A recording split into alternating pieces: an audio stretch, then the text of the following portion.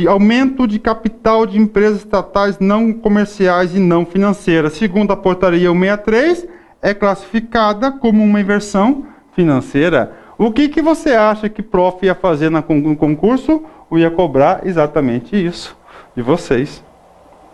Olha aí, gente. Classificação da receita e a despesa, né? O manual técnico. Há uma diferença. Então você tem que saber as duas classificações. Olha só. A receita corrente de capital.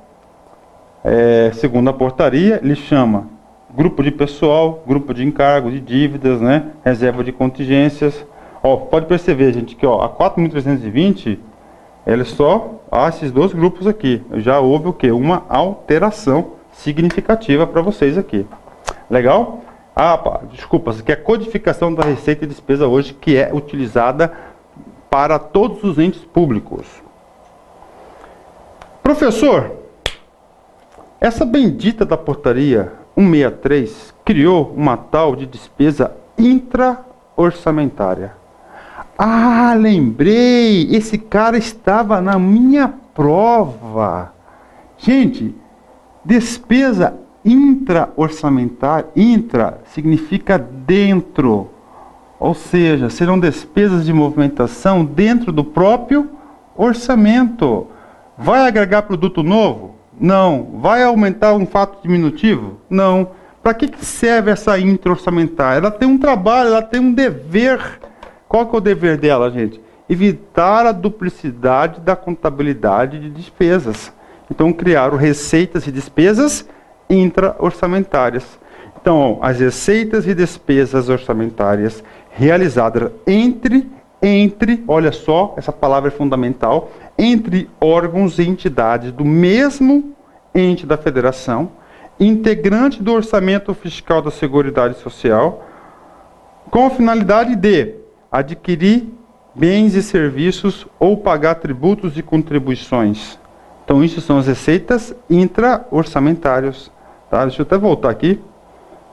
Ou seja, essas são receitas dentro de despesas de compensação entre o mesmo ente.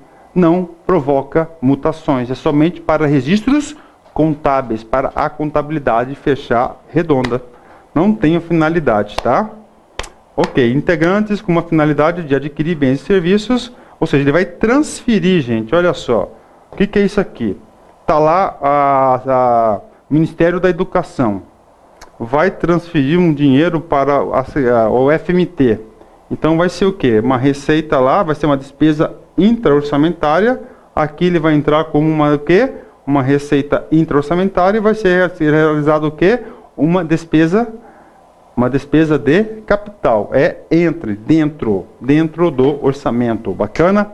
Isso cai. Pouco, mas está caindo. Por que novo? Por quê? Porque na 4.320 não tinha esse cara. Quem criou esse cara foi a portaria 163. E vou colocar a portaria 163 para vocês aí em anexo na aula. Vamos para um exercício lá, ó. Gastos públicos definidos como inversão financeira incluem. Olha só, o cara quer saber o quê? Inversão financeira. A. Execução de obras. Execução de obras, tanto pela 4.320 quanto pela 163, é considerado o quê? Investimentos. Então, não vou nem continuar. B. Aquisição de instalações, equipamentos, material permanente. 100% investimentos. Transferências de recursos para outras pessoas de direito público para realizarem despesas de capital.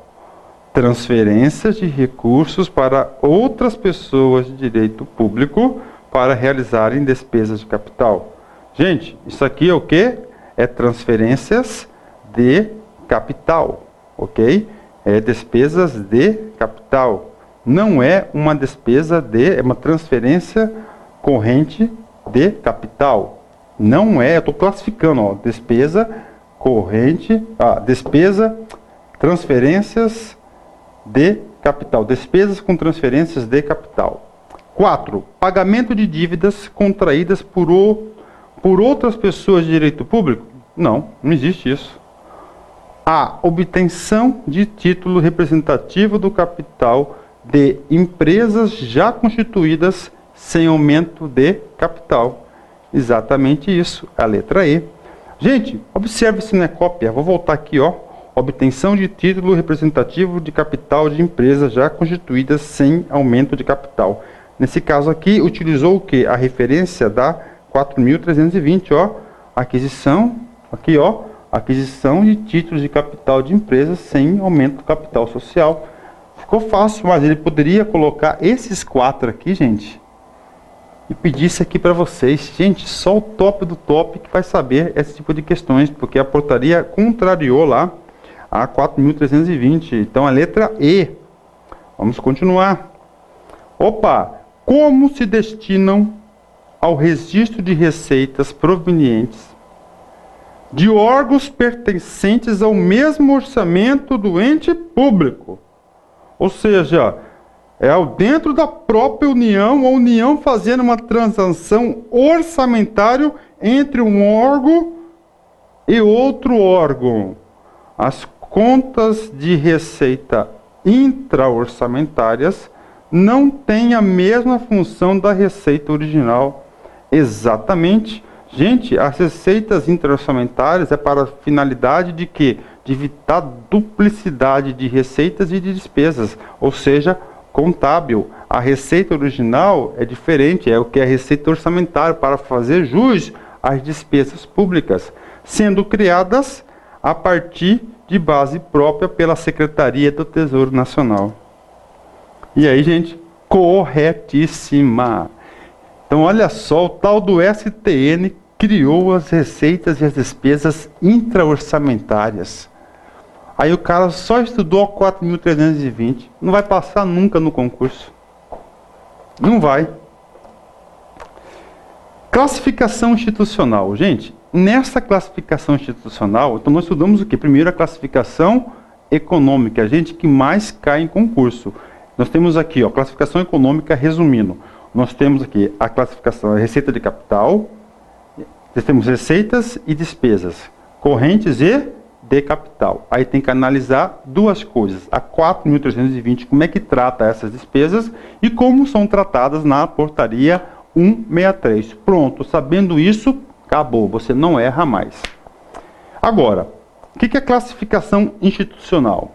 Agora, essa classificação, gente, significa classificação que é selecionar, organizar, separar. Eu quero saber agora o seguinte, eu quero saber quanto cada entidade, cada órgão, cada poder gasta. Então, visa institucional de quê? Da instituição, da unidade administrativa. Quanto que essa unidade administrativa custa para o povo? Por exemplo, Câmara 01, Câmara dos Deputados. 02, Federal, né? Senado Federal. Ó, 02.103, Secretaria Especial da Editoração e Publicação. Ou seja, essa unidade aqui, quanto então, vai identificar quanto foi de gasto nessa unidade. Por isso que fala instituições. 12 mil, Justiça Federal. 90 mil, reserva de contingência. 74, operações oficiais de crédito. Então, ela é o quê? Qual que é o objetivo da institucional, gente? Que é identificar o quanto a entidade, o órgão, o poder está gastando e classificando, tem detalhando por quê? Pela estrutura organizacional. Classificação funcional, gente. O Estado é um prestador de serviços? Sim, o Estado é um prestador de serviços. Gente, preste atenção. O Estado é um prestador de serviço. É o maior de todos.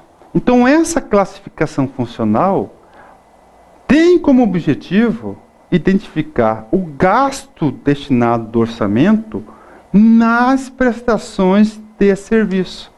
Então, ele quer saber quanto que gastou em saúde, educação, segurança. Ah, professor, lá na institucional você faz isso, cara. Como assim? Não entendi. É só você pegar o orçamento da SEDUC. Lá no orçamento da SEDUC você vai saber quanto que gastou com educação.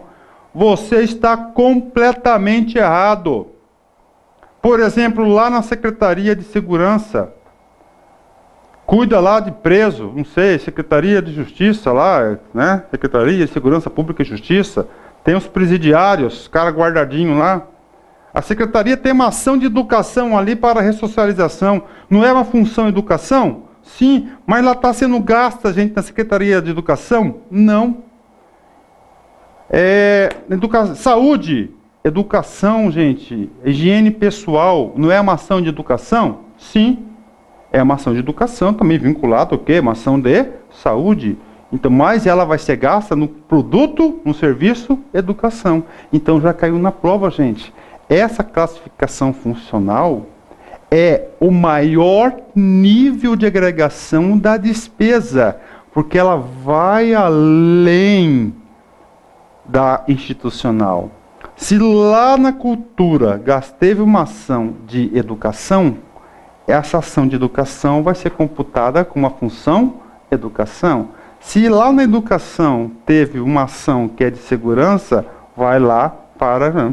Pronto. Então, segundo o Manual Técnico do Orçamento, significa afirmar que em que a área de ação governamental a despesa será realizada foi definida pela portaria 42. Gente, são 28, salvo engano, que funções de governo lá no MPOG definiu. A classificação funcional permite a consolidação nacional dos gastos do setor público, sendo assim o uso obrigatório para os municípios e estados. Inclusive, a Lei de Responsabilidade Fiscal obriga a classificação funcional. O que é uma função? Já falei, função é a ação governamental. Quais são as funções? Cultura, defesa, saúde, educação. Temos 28 funções. Essas 28 funções estão na onde? Lá na portaria 42, que também está em anexo. No balanço financeiro, a despesa deverá ser classificada por função, que é seu maior nível de agregação. Gente, essa palavrinha aqui já caiu diversos alunos, tá? Ó, aqui, ó, seu maior nível de agregação. Isso aqui me lembrou um fato, gente, real. Eu tinha um aluno, né? Tinha, porque não é mais meu aluno, mas ele é meu amigo. E quando era aluno também ele era meu amigo, que eu chamava ele de 01. Porque onde eu dava aula, esse cara estava lá. E aí, até que ele, né, inclusive vou trazer ele aqui. A gente está elaborando aí a TV LAC, concursos, né? Vai ser um canal de comunicação para o concurseiro, agendas, dicas, etc, etc, né? Que a gente vai passar para vocês. A TV LAC dentro do nosso site lá, free, tá? Free, um canal de comunicação. Ele perguntou, professor, caiu isso na prova? É verdade que a classificação funcional? Eu falei, eu expliquei quantas vezes isso para você. Ele não fixou conteúdo. É o maior nível de agregação. Mas, professor, mas por que é o maior nível de agregação? Aqui. Eu vou passar aqui, depois eu volto à agregação neutra. Está aqui. Porque você tem a função e a subfunção. Por exemplo, função educação. Ela vai estar na onde? Ela é típica. Ensino fundamental é um tipo de função. Só que olha só, função atípica. Lá na Secretaria de Educação 12, você tem o quê? Ó, formação de recursos humanos. Formação de recursos humanos, gente, é pessoal. Gasto com pessoal, treinamento. Ok? Ou seja, você vai o quê? Agregar esses valores aqui e vai somar. E no final você vai ter quanto você realmente gastou por função de governo. Na função educação, na função segurança, saúde e assim por diante. Então isso que significa a classificação funcional do produto. Agora, professor, o que vem a ser operações especiais? Ou seja, encargos especiais. Eu falei para vocês que o Estado, gente, ele é um grande prestador de serviço, não é isso? Sim. Gente, o Serviço de Educação, de Segurança e de Saúde Pública, Malemar, agrega valor à sociedade? Sim. Mas existem alguns tipos de gastos que não agregam valor à sociedade. Então, ele é chamado de agregação neutro. O nome operações especiais, encargos especiais. Por exemplo, despesa com pagamento de juros, pagamento de multa por atraso de conta de energia elétrica. Essa multa agregou algum valor à ação governamental? Não. Tá certo? Pagamentos de pensionistas e aposentados. Aí o cara grita: meu, que é isso? Eu já trabalhei 35 anos, agora falo que eu sou um encargo. Seu encargo especial é o quê? Um gasto governamental onde não há uma agregação positiva. Então, função encargos especiais é uma das 28 funções que estão lá. Você tem que saber para a prova de concurso que essa função, encargo especial, tem nada a ver com coisa de especial de polícia. Significa dizer que não vai agregar nada à sociedade. É de agregação neutra. Engloba as despesas em relação às quais não se possa associar um bem ou serviço a ser gerado no processo produtivo, tais como dívidas, ressarcimentos, indenizações, e entre outras, e portanto, a agregação neutra. Expliquei já a subclassificação. Como é que é a classificação funcional, então, gente? Você tem aqui, olha só, classificação funcional. Você vai ter a função típica e a subfunção. A partir do momento que você tem a classificação, você vai para o quê? Os programas de governo. Gente, eu não falei para você que o PPA ele é 100% elaborado pelos programas de governo? O que significa os programas de governo, gente? Significa o quê? As políticas públicas, as ações governamentais, a agenda política em ação. Ou seja, todas as ações de governos estão estruturadas em programas, ou seja, estruturadas lá no orçamento do programa, na Lei 4.320, que foi recepcionado pela Constituição. As ações da administração pública são o quê? Produzidas pelos programas. Então, classificação, eles falam, ó, funcional programática. Aqui vai ter 2 dígitos das funções e 3 dígitos das subfunções. E você vai ter o que, ó? Os programas. Nós temos 3 tipos de programas. Programas que são projetos, atividades e operações especiais. Projeto, gente, e atividades vão agregar valor. Por exemplo, pagamento de salário do servidor público é uma atividade, porque é contínua, agrega valor? Sim. Construção de uma ponte agrega valor? Sim. Só que o projeto tem data de início e data de término. E uma atividade é um gasto contínuo. Operações especiais, aquelas que são neutras. Ou seja, aquelas que não vão agregar valor. Então, essa aqui é o que? É uma classificação funcional, que eu já expliquei para vocês, e já matei a funcional programática. Então, eles será o seguinte, ó, primeiro passo vai ser os dígitos das funções. O segundo passo, o dígito das subfunções. O terceiro passo, os dígitos da onde? Do programa. O quarto passo, os dígitos dos projetos. Dos projetos. Pronto. Agora, tem uma aula, tá? Que não está no programa do nosso orçamento do AFO 2012, chamado Gestão de Programas, que o professor vai gravar essa aula no segundo semestre para vocês, segundo o nosso calendário de agendamento. Quem tiver com acesso ainda com prazo, ele vai ter a oportunidade de assistir a gestão por programas. Para que serve isso? Muito para quem faz concurso de gestor público, especialistas, MPOG, APO. Então é cobrado muito gestão de programas, porque os caras vão mentalizar essas ações de governo, ó, os programas de governo.